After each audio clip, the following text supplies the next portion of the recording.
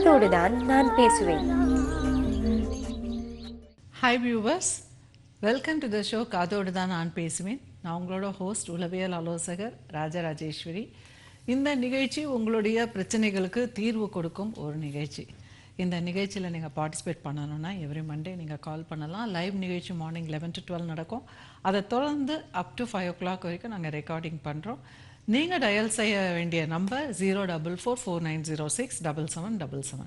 இப்போ ஒரு காலர் லைனில் இருக்காங்க. ஹலோ. ஹலோ, சொல்லுங்கள். வணக்கம் மேடம். வணக்கம்மா. நாங்க கடலூர்ல இருந்து பேசுறோம். சொல்லுங்கள். எனக்கு வந்துட்டு மேரேஜ் ஆயிட்டு 5 years ஆகுது. சரி. மேரேஜ் ஆகி 1 monthலயே வந்துட்டு ஹஸ்பண்ட் வந்து ரொம்ப ப்ராப்ளம் பண்ண ஆரம்பிச்சிட்டாங்க. எனக்கு கன்சீவ் ஆயிட்டேன் மேரேஜ் ஆன உடனே. கன்சீவ் ஆன உடனே ஆபரேஷன் பண்ணி தான் பேபியை வெளில எடுத்தாங்க. அப்போ வந்து 6 months தள்ளி இருக்கணும் அப்படின்னு சொல்லியிருந்தாங்க. அப்போ நான் தள்ளி இருக்கும்போது அவங்க வந்துட்டு வேற ஒரு லேடியை தேடி போயிட்டாங்க. இப்படி போன பிறகும் அவங்க வந்துட்டு வீட்டுல இருக்கவங்க எல்லாரும் என்ன சொல்றாங்க, அவங்க அந்த பொண்ணு பெரிய நெஞ்சில பச்சை குத்திட்டாங்க. மென்டலி ரொம்ப டிஸ்டர்ப் ஆயிட்டேன் நானு. ரொம்ப எதுவும் தாங்கிக்க முடியாம கை ஒடிஞ்ச மாதிரி ஆயிடுச்சு. சரி, நமக்கு நம்ம பையன் இருக்கான் அப்படின்னு சொல்லிட்டு நான் லைஃப மெயின்டைன் பண்ணிட்டு இருக்கும் போது இவங்க வந்துட்டு வீட்டுல இருக்கவங்க எல்லாரும் ஹஸ்பண்ட் வீட்டுல தான் போய் இருக்கணும் அப்படின்னு சொல்லி டோட்டலி கன்ஃபியூஷன் பண்ணிட்டாங்க. மன அழுத்தம் மாதிரி அதிகமா மன உடைச்சல் அந்த மாதிரி நிறைய இருக்கு. என்ன முடிவு எடுக்கிறதுன்னு தெளிவா என்னால கிளியரா முடிவு எடுக்க முடியல. அந்த பொண்ணு திருமணமான பொண்ணா ஆகாத பொண்ணா? உங்க வீட்டுக்காருக்கு கனெக்ட் ஆன பொண்ணு? திருமணம் ஆகி 2 குழந்தைங்க இருக்கு. எங்க வீட்டுக்காரங்களை விடவே ஏஜ் அதிகம். அது கூட எப்படி அவர் கனெக்ட் ஆனாரு? வேலை செய்யற இடமா எப்படி? எங்க வீட்டுக்காரங்க நெல்லு வியாபாரம் பண்ணிட்டு இருக்காங்க. அப்ப போன வந்த போது அவங்க எப்படி பார்த்தாங்க என்னன்றது தெரியல மேம். அந்த பொண்ணு கஸ்டமரா வந்துட்டு இது பண்ணிடுச்சு. அந்த பொண்ணோட பேரை வந்து நெஞ்சில குத்திட்டு இருக்காரு, அடுத்தவன் பொண்டாட்டி பேரை. ஆமாங்க. அந்த பொண்ணு அவங்க ஒய்ஃப் கூட போய் வாழ மாட்டேன் அப்படின்னு சொல்லிட்டு இருக்கு. யாரு? அந்த பொண்ணு அவங்க ஹஸ்பண்ட் கூட போய் வாழ மாட்டேன் அப்படின்னு சொல்லிட்டு இருக்கு. இவங்க அம்மா வீட்டோட அந்த பொண்ணும் வந்துருச்சு. நான் எங்க அம்மா வீட்டுக்கு வந்து 5 years ஆயிடுச்சு. அந்த பொண்ணு வந்து அவங்க புருஷனோட வாழ மாட்டேன்னு சொல்லிட்டு அவங்க அம்மா வீட்டுக்கு போயிடுச்சா? ஆமாங்க. இவங்க வீட்டுக்காரர் வந்து அவங்க அம்மா வீட்டுல போய் அந்த பொண்ணோட போய் வாழ்ந்துட்டு வராரா? ஆமா. இல்ல அந்த பொண்ணோட செட்டில் ஆயிட்டாரா? இப்ப அந்த பொண்ணோட செட்டில் ஆகல. அங்க போயிட்டு வந்துட்டு இருக்காங்க. இவங்க எங்க மாமியாரும் அவங்களும் ஒன்னாதான் இருக்காங்க. யாரு? உங்க மாமியாரும் உங்க வீட்டுக்காரும் ஒன்னா இருக்கிறாங்க. அந்த பொண்ணை போய் அடிக்கடி பார்த்து இப்ப அந்த பொண்ணோட அம்மாவுக்கு எல்லாம் தெரியும் அந்த பொண்ணுக்கு வந்து உங்க வீட்டுக்காரோட கனெக்ஷன் இருக்குன்னு. அந்த பொண்ணோட சொந்தக்காரங்களுக்கு எல்லாம் தெரிஞ்சு அவங்க யாருமே அந்த பொண்ணுகிட்ட பேசுறதுல ஒதுங்கிக்கிட்டாங்க. அவங்க வீட்டுக்காரர் விட்டு ஓட்டாரு அந்த பொண்ணை. அவங்க வீட்டுக்காரங்க வான்னு சொல்லி கூப்பிட்டாங்க. ஆனா இவங்க போக முடியாதுன்னு சொல்லிட்டாங்க. அதனால அவர் விட்டுட்டு போயிட்டாரு. ஆமா, விட்டுட்டு போல. அவங்க வான்னு இன்னமும் கூப்பிட்டு இருக்காங்க. இது நான் போக முடியாது, எனக்கு பிடிக்கல. உங்க வீட்டுக்காரிட்ட வந்து சண்டையெல்லாம் போடல அவரு? ஏன்டா என் பொண்டாடிட்ட வந்து இப்படிலாம் பழகினேன்னு சண்டையெல்லாம் போடல? சண்டை எல்லாம் போடல. எதுவும் பிரச்சனை எதுவும் பண்ணவும் இல்ல. ஆனா பட் இருந்தாலும் மேம், அந்த பொண்ணுக்கு எத்தனை பசங்க? அந்த பொண்ணுக்கு 3 பிள்ளைங்க. எல்லாம் 11th வரைக்கும் படிக்கிறாங்க. இல்ல எல்லாமே அந்த அந்த கணவருக்கு பிறந்ததுதான் 3 பிள்ளைங்களுமே? ஆமா, அந்த கணவருக்கு பிறந்தது. உங்க வீட்டுக்காருக்கும் அந்த பொண்ணுக்கும் இன்னும் குழந்தை பிறக்கல?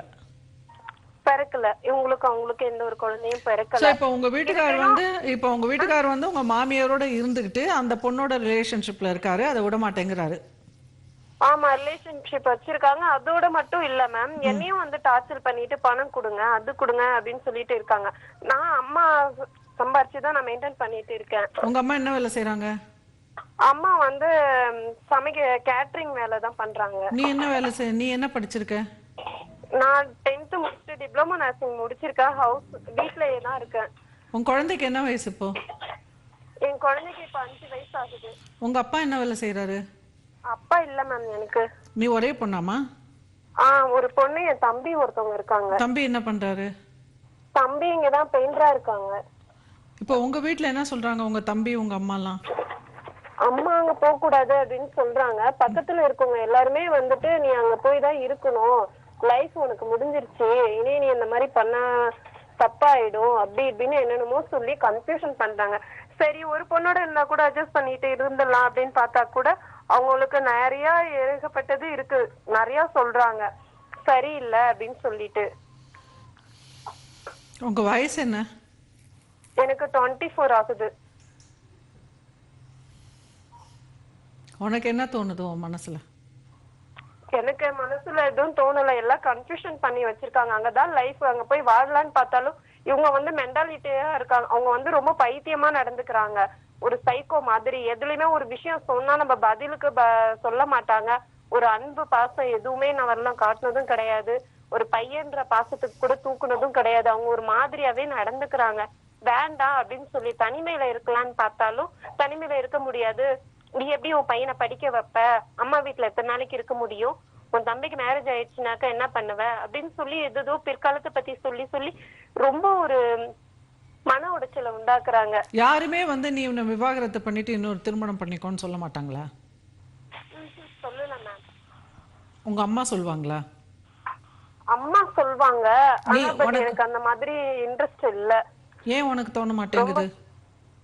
நான் ரொம்ப மனசளவுலயே ரொம்ப நொந்து போயிட்டேன் மேம். இல்ல, அது நொந்து போயிட்டா அது எனக்கு புரியுது. உங்க கணவர் மேல அவ்வளோ காதலா உனக்கு? எனக்கு அவரு ரொம்ப பிடிக்கும், ஆனா இப்ப பண்றது பிடிக்கல. பக்கத்துல வந்தாலும் ஒரு படபடப்பு, ஒரு பயம். இப்ப உனக்கு இன்னொருத்தரோட ஒரு குடும்பம் பண்ணிக்கிட்டு தாம்பாத்தியம் வச்சுக்கிட்டு ஒரு வாழ்க்கையை நல்லா அழகா நல்ல கணவர் கிடைச்சாருன்னா நல்லா அவரோட லைஃப் வேஸ்ட் ஆயிடும். ஏன் உன் பையனோட வாழ்க்கை என்ன வேஸ்ட் ஆக போகுது? அவன் சின்ன குழந்தை தானே, 5 வயசு குழந்தை தானே, அவனுக்கு என்ன வேஸ்ட் ஆக போகுது? இப்போ உன்னை புரிஞ்சுக்கிட்டு உன் கூட நல்ல தாம்பத்தியம் நடத்தி நல்ல வீட்டில் வந்து உட்காந்து கணவன் மனைவியாக பேசி சிரித்து ஒரு ப்ரோக்ராம் பார்த்து ஒரு நல்லா சமைச்சு 2 பேருமா சாப்பிட்டு இந்த மாதிரி ஒரு நல்ல குடும்ப வாழ்க்கையில் நிறைய நல்ல விஷயங்கள் இருக்கு. துணி துவைக்கிறோமா, நீ ஒரு வேலை செய்ய, அவர் ஒரு வேலை செய்ய, ஒரு ஒன்னா போய் கடைக்கு போக. ஏன் அமையாது? ஏன் அமையாது? இதை பாரு, நீ தான் பண்ணிக்கணும். இது அமையுமான்னு சொல்லிட்டு அடுத்தது நிறைய பிள்ளைங்க வந்து என்னையே கேட்குறீங்க, மேட்ரிமோனியில் போட்டு எனக்கு பார்த்து கொடுங்க, எனக்கு ஒரு நல்ல மாப்பிள்ளை பார்த்து கொடுங்கன்னா அது முடியாது. நீங்க தான் போகணும், நீங்க தான் கண்டுபிடிக்கணும், நீங்க தான் ஆம்பளைங்க கிட்ட பேசணும், நீங்க தான் டேட்டிங் பண்ணணும். டேட்டிங்னா என்னன்னு கத்துக்குங்க. ஓகே, மேலை நாட்டு இதை நான் சொல்லும்போது பல பேர் எனக்கு விமர்சனம் பண்ணுவாங்க. இந்த அம்மா உட்காந்துக்கிட்டு கவுன்சிலிங்ன்ற பேரில் கலாச்சாரத்தை சீரழிக்கிறாங்க. நான் சொன்னா சொல்லிட்டு போட்டோம், நானே அந்த ரிஸ்க் எடுத்து இதை பேசுறேன். ஓகே, நான் உங்களுக்கு சொல்லித்தரேன், டேட்டிங் பண்ணுங்க. டேட்டிங் பண்ணுறதுன்னா என்னன்னு கற்றுக்குங்க. ஒரு 2 பேரை மீட் பண்ணணும், உட்காந்து பேசணும். நீ என்ன, நான் என்ன, உனக்கு என்ன வாழ்க்கை, உனக்கு என்ன குறிக்கோள், உனக்கு என்ன இலக்கு. எனக்கு ஒரு குழந்தை இருக்குது, நான் இது செய்யணும்னு நினைக்கிறேன், நான் இது படிக்கணும்னு நினைக்கிறேன், நான் இந்த வேலைக்கு போகணும்னு நினைக்கிறேன், நான் வீடு இந்த மாதிரி கட்டணும்னு நினைக்கிறேன், நான் இந்த மாதிரி வீடு வாங்கணும்னு நினைக்கிறேன், எங்கள் அம்மா கூட இருப்பாங்க, இந்த மாதிரிலே கூட இருக்க மாட்டாங்க, இல்லை நம்ம எந்த ஊருக்கு போய் வாழலாம், எல்லாம் பேசணும். எப்படி இருக்கணும் வாழ்க்கை, உனக்கு என்ன பிடிக்கும், எனக்கு என்ன பிடிக்கும். மேம் எல்லாம் அந்த ஒரு விஷயத்துக்காக மட்டும்தான் மேம் பழகுறாங்களே தவிர மத்தபடி மத்தவங்க மனசு புரிஞ்சு அந்த ஒரு விஷயத்துக்காக பழகுறாங்க. அந்த ஒரு விஷயம் உனக்கு பிடிக்கல அப்படின்னா என்ன செய்யணும்னு ஒரு சின்ன இடைவேளைக்கு பிறகு நான் தொடர்ந்து ஒரு பொண்ணு கிட்ட நம்ம பேசிட்டு இருக்கோம். Hello hello ma'am. இத மாதிரி ஒரு ஆணும் பெண்ணும் பழகும் பொழுது செக்ஷுவல் இன்ட்ரெஸ்ட் அப்படிங்கிறது வந்து கண்டிப்பாக வரும். அதை நாம கொச்சப்படுத்தக்கூடாது, குறைப்படுத்தக்கூடாது. புரிஞ்சுதா உங்களுக்கு? இப்போ நீங்கள் ஒரு ஆணோட பழகிறேன், அவன் உடனே நீ அழகாக இருக்க, நீ அப்படி இருக்க, கையை பிடிக்கிறான், அது பண்ணாலும் அந்த ரிஸ்கெல்லாம் எடுத்து தான் ஆகணும். ஆனால் அதுக்குன்னு உடனே உடல் உறவு பண்ணக்கூடாது. புரியுதா உங்களுக்கு? உடல் உறவுங்கிறது வந்து அல்டிமேட், அது திருமணம் ஆன உடனே தான் பண்ணணும்னு வச்சுக்கணும். பட் மற்றபடி வந்து ஒரு ஆண் பெண் பழகும்போது ஒரு சில விஷயங்கள் கொஞ்சம் க்ளோஸாக பேசுகிறாங்கன்னா அப்போ தான் அன்பு வளரும். இப்போ ஒரு ஆண் பெண் பழகும்போது ஃபஸ்ட்டு வந்து ஸ்டெப் பை ஸ்டெப் நமக்கு ஃபஸ்ட்டு உனக்கு ஒரு டைரி எடுத்து நீ வந்து என்ன மாதிரி ஆண் எதிர்பார்க்குற அப்படிங்கிறது எழுதணும். சரி, எழுதணும். ஏன்னா நம்ம நினைக்கிறதெல்லாம் வந்து நம்மளுக்கு வேணுமா கிடையாது. மைண்டு வந்து எல்லாத்தையும் கூட நினைக்கும். ஆனால் எது ப்ராக்டிக்கலி பாசிபிளோ அதுதான் நம்ம வந்து நம்மளோட எழுத்தில் வரும். ஸோ அதை மாதிரி நீ வந்து எழுதிக்கணும். அதுக்கப்புறம் வந்து ஒரு காலகட்டம் வச்சுக்கணும். உனக்கு இப்போ என்ன வயசாச்சு? 24, சின்ன வயசு உனக்கு. ஸோ ஒரு 30 வயசு கூட நீ திருப்பி ரீமேரேஜ் பண்ணிக்கலாம். ஓகே, அவசரம் கிடையாது உடனே. ஆனால் வந்து இப்போ அவசரமாக நீ செய்ய வேண்டியது என்னன்னாக்கா, நீ படிக்கணும், வேலைக்கு போகணும். Okay ma'am. இப்போ நீ வந்து உன்னை பில்டப் பண்ணிக்கணும். இப்போ உன்னை வந்து இன்னொருத்தன் பார்க்குறான்னா அவன் வந்து நீ வேணும்னு அவன் பெருமைப்படணும். இப்போ நாம் வந்து ஒருத்தர் வேணும்னா அவருக்கு என்னென்ன இருக்கோ அதெல்லாம் பார்த்து தானே நாம் லைக் பண்ணுவோம் லேடிஸு. அப்போ அது மாதிரி ஜென்ஸும் வந்து அவங்களுக்கு வந்து வெறும் ஒரு அழகை வச்சுட்டு ஒரு பொண்ணை வேணா செக்ஸ் பண்ணிட்டு போயிடுவாங்க. அது எல்லா ஆண்களுக்கும் பாசிபிள். ஆனால் தொடர்ந்து வந்து லைக் பண்ணுறது, விருப்பம் அப்படிங்கிறதுக்கு வந்து பல விஷயங்கள் இருக்குது. ஒரு பெண்ணிடம் ஒரு ஆண் எதிர்பார்க்கிற பல விஷயங்கள். அதில் பெரிய விஷயம் என்னன்னா, நிறைய பெண்களுக்கு தெரியாதது, தன்னம்பிக்கையுள்ள பெண்கள். தன்னம்பிக்கை உள்ள பெண்கள்னா அப்படியே ஆண்கள் காலில் விழுந்துருவாங்க. நான் பார்த்துட்டேன். ஏன்னா அவங்களுக்கு எல்லா ஆண்களுக்கும் தன்னம்பிக்கை வேணும். ஒரு ஆற்றல் உள்ள ஒரு பெண் வேணும். நல்ல ஒரு ஆற்றலோட நம்மளுக்கு வந்து ஒரு பவர்ஃபுல்லாக தன்னம்பிக்கையோட தன்மானத்தோட ஒரு பொண்ணு இருக்கான்னா அந்த பொண்ணை வந்து எல்லா ஆண்களுக்கும் பிடிக்கும். ஏன்னா அப்படி இருக்கிறவங்களோட தான் அவங்க உறவாட விரும்புவாங்க. ஏன்னா ஆண்களுக்கும் வந்து ஏற்றத்தாழ்வுகள் வரும். வேலை செய்கிற இடத்துல வந்து சில இடத்துல ஊக்கமின்மை குறையும். அவங்களுக்கும் வந்து போட்டியிலேயே இருக்கணும். அவங்களுக்கு ஆண்களோட உலகமே போட்டி நிறைந்த உலகம். ஸோ எப்பவும் காம்படிஷன் காம்படிஷன் காம்படிஷன் காம்பிடன்ஸ். யாருக்கு திறமை இருக்கோ மேலே ஏறிப்போ, அந்த மேலே ஏறி போயிட்டே இருக்கணும் லேடரில். அதுதான் ஒரு ஆணுடைய இது ஆராய்ச்சியில் கண்டுபிடிச்சிருக்காங்க. ஜார்டன் பீட்டர்சன் வந்து ரொம்ப அழகாக சொல்கிறாரு. ஓகே, நம்மளுடைய அணு திசைகள்லே இருக்குது அந்த போட்டி மனப்பான்மை.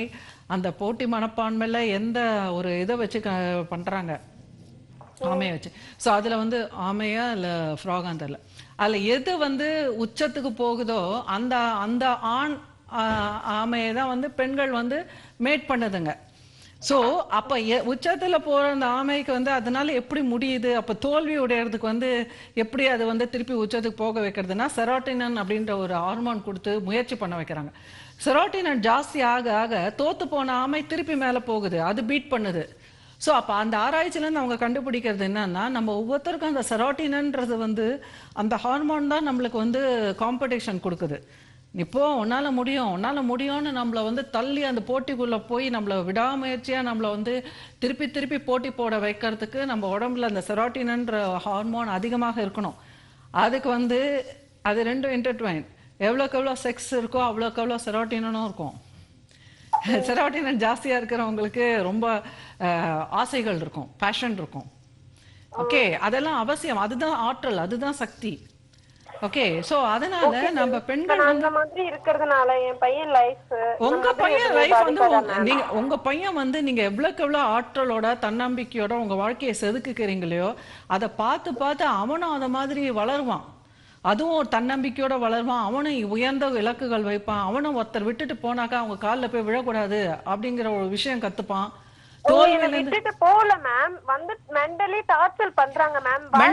நீங்க ஒண்ணு புரிஞ்சுக்குங்க. உங்களை மாதிரி பெண்கள் வந்து அடிச்சாலும் உதைச்சாலும் அபியூஸ் பண்ணாலும் ஒருத்தன் கூட வாழ்வேன் பண்றது வந்து நீங்க ரோல் மாடல் பண்ணும் பொழுது உங்க பிள்ளைகள் வந்து என்ன நினைச்சுப்பாங்க, வாழ்க்கையில துன்புறுத்தல் தான் வாழ்க்கை போல இருக்கு, நாம துன்புறுத்தலாம் போல இருக்கு, இல்ல நம்ம துன்புறுத்தினா இப்படிதான் ஒரு பொம்பளை வந்து வாய மூடிட்டு இருக்கணும் போல இருக்கு, இல்ல நம்மள யாராவது துன்புறுத்தினாங்கன்னா நாம இப்படிதான் வாய மூடிட்டு இருக்கணும் போல இருக்கு அப்படின்னு எல்லாம் நெகட்டிவ் லேர்னிங் தான் கத்துப்பாங்க.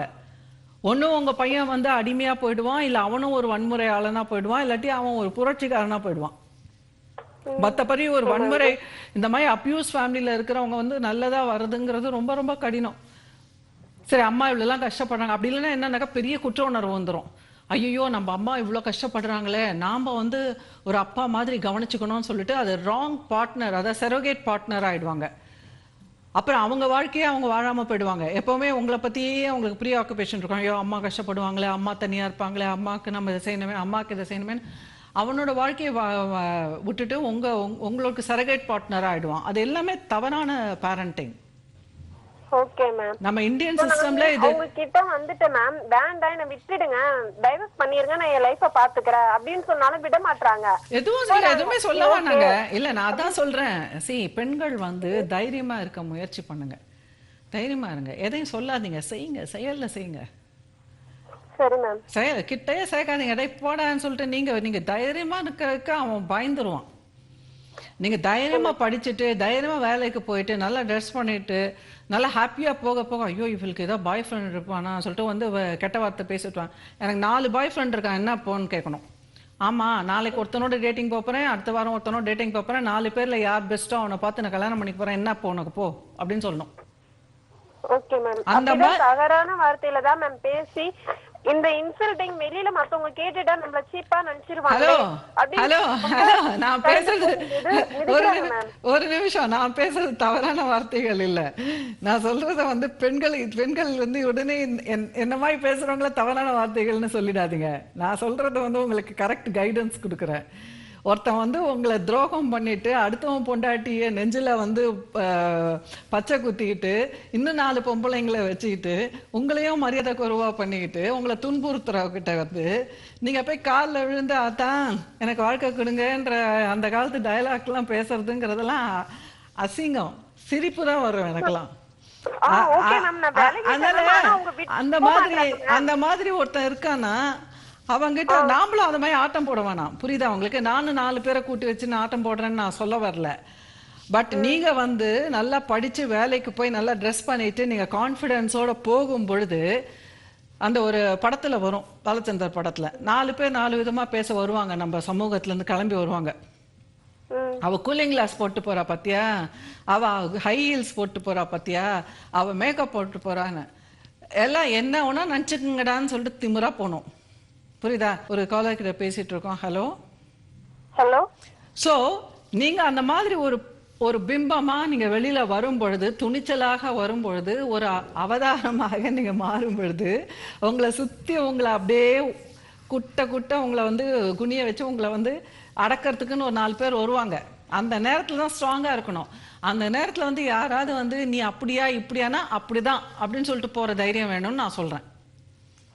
அதுக்குன்ட்டு நீங்க அப்படி மாறணும்னு கிடையாது. உங்களோட கேரக்டர், அதாவது பெண்களை வந்து எந்த இடத்துல குத்தினா வலிக்கும்ன்றது ஆண்களுக்கு நல்லா தெரியும். நம்ம பெண்கள் என்ன பண்ணணும், நான் அத மாதிரி சொன்னாங்கன்னா அப்படிதான்டா என்ன பண்ணுவேன் நீ என்ன வேணா பண்ணிக்கோன்னு சொல்லிட்டு போயிட்டீங்கன்னு வச்சுங்களேன், அவங்களால அதுக்கு மேல ஒண்ணுமே பண்ண முடியாது. அந்த மாதிரி துணிச்சல் பெண்கள் எவ்வளவு பேர் இருக்காங்க, செலிபிரிட்டிஸ். அந்த செலிபிரிட்டிஸ் மாதிரி தான் நாமளும் இருக்கணும். ஆக்சுவலா செலிபிரிட்டிஸ்க்கு மட்டும்தான் அந்த மாதிரி நடக்குதுன்னு கிடையாது. ஆர்டினரி நம்மள எல்லா பெண்களுக்குமே வாழ்க்கையில அதெல்லாம் வருது. ஆனா வித்தியாசம் என்னன்னா, சாதாரண பெண்கள் துவண்டு போயிடுறோம். சாதாரண பெண்கள் 4 பேர் அத்தை வந்து இப்படி சொன்னாங்க, பக்கத்து வீட்டுல சொன்னாங்கன்னா துவண்டு போயிடுறோம்.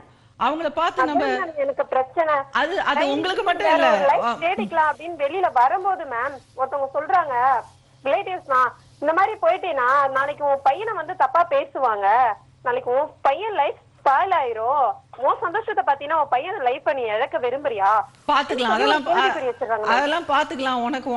உனக்கு சந்தோஷமா வாழ முடியலன்ற வைத்தறிச்சல பேசாத. நான்லாம் சந்தோஷமா நானும் வாழ்வேன், என் பையனும் சந்தோஷமா வாழ்வான். நீ இருந்து பாரு, உனக்கு ஆயுள் இருந்தா பயமுறுத்தாத, போ வேலையை பார்த்துட்டு போ. நீ ஒன்னும் பெருசா வரிஞ்சு கட்டிட்டு புத்தி சொல்ல வேண்டியதில்ல. என் வாழ்க்கையில எனக்கு தலைக்கு மேல ஆயிடுச்சு, என்ன ஒண்ணா ஆயிடுச்சு, நான் இனிமே ரிஸ்க் எடுத்து நான் என் வாழ்க்கையை சரி பண்ணிப்பேன், நீ வாய மூடிட்டு போன்னு சொல்லிடுங்க. Okay ma'am. அம்மா வேற மேரேஜ் பண்ணி வைக்கிறா அப்படின்னு தான் மேம் சொன்னாங்க. சூப்பர் அம்மா. உங்களுக்கு அதுலதான் மேம் இன்ட்ரெஸ்ட் இல்லாம மத்தவங்க சொல்றாங்கன்னு சொல்லி கன்ஃபியூஷன்லயே நான் போயிட்டேன் மேம். ரிலேட்டிவ்ஸ்ல சொல்றாங்க, உன்னை அடிச்சு கொன்னாலும் துன்புறுத்தினாலும் ஆம்பளைங்க அப்படிதான் இருப்பாங்க, நீ போ அப்படின்னு எங்க சித்தப்பா சொல்றாங்க மேம்.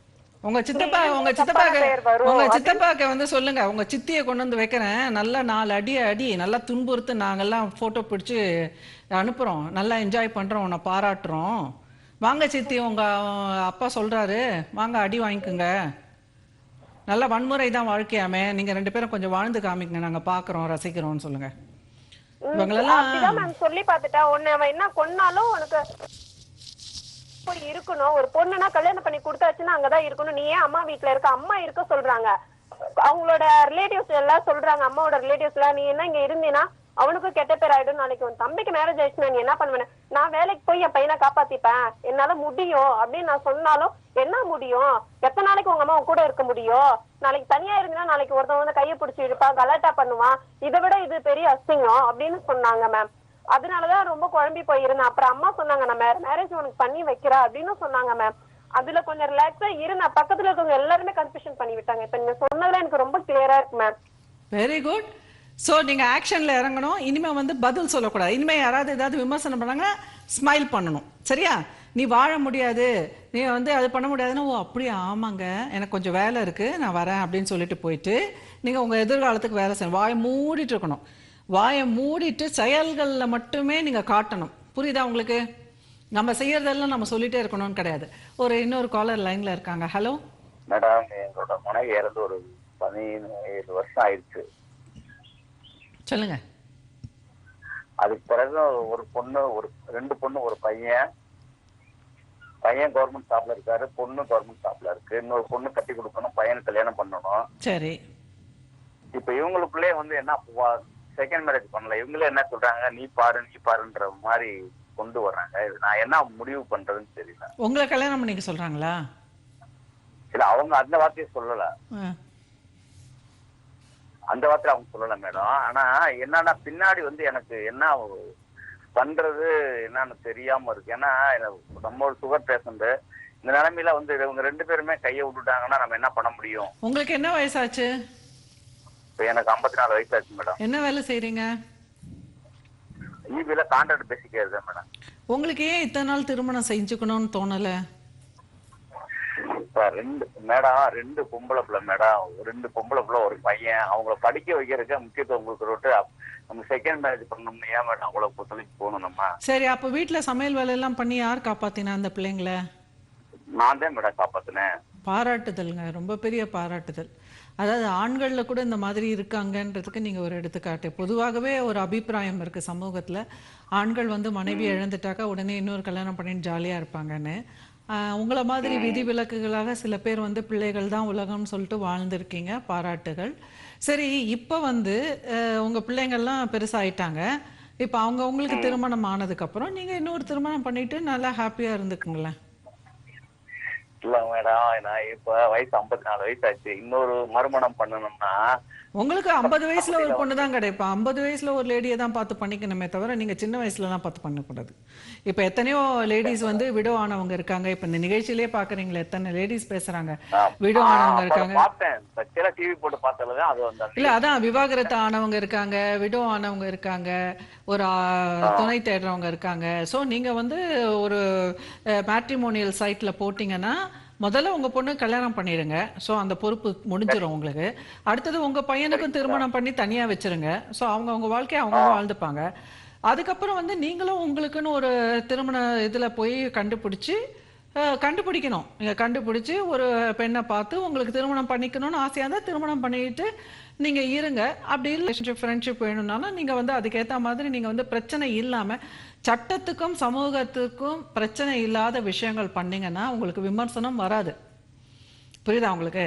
ஸோ நம்ம வந்து அடுத்தவன் பொண்டாட்டியை கூட்டிட்டு வந்து வச்சுக்கிறது, இல்லாட்டினா வந்து 4-5 பொம்பளைங்களோட பழகிறது, ஏதாவது சில விஷயங்கள் வந்து அருவருக்கிற மாதிரி மற்றவங்க விமர்சனம் பண்ணுற மாதிரி எல்லாம் பண்ணோம்னா பிரச்சனை தான் வரும். ஸோ நாம் ஒரு ஒழுக்கத்தோட நம்ம வந்து யாரையுமே பிரச்சனை பண்ணாம நம்ம சில விஷயங்கள் பண்ணோம்னா அது அந்த அளவுக்கு மக்கள் வந்து அதை விமர்சனம் பண்ண மாட்டாங்க.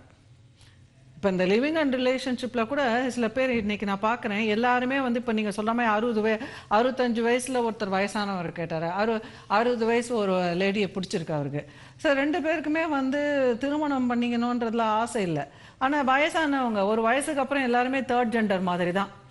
ஸோ என்ன பண்ண போகிறாங்க, ஒரு கிழவனும் கிழவியும் உட்காந்து ஒரு காஃபி போட்டு நிம்மதியாக உட்காந்து சாப்பிடுவாங்க, ஃப்ரெண்ட்ஷிப்பாக இருப்பாங்க, ஒரு இடத்துக்கு ஒன்றா போவாங்க, ஒன்றா வருவாங்க.